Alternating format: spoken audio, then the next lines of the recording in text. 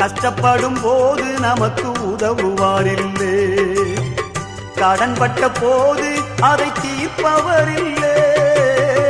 இஷ்டப்பட்ட தெய்வங்கள் எல்லாம் கும்பிட்டு பார்த்தாச்சு, நம்ம கஷ்டங்களை தீர்க்க அவை முன்வரவில்லை.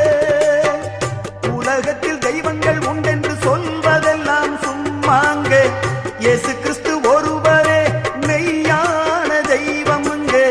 ஜனங்களின் பாவம் நீக்கி ரட்சிக்க வந்த தெய்வமுங்க. உனக்கொருவர் இருக்கின்றார், உன்னை விசாரிக்க துடிக்கின்றார், உன்னையும் என்னையும் இயேசு நேசிக்கிறார்.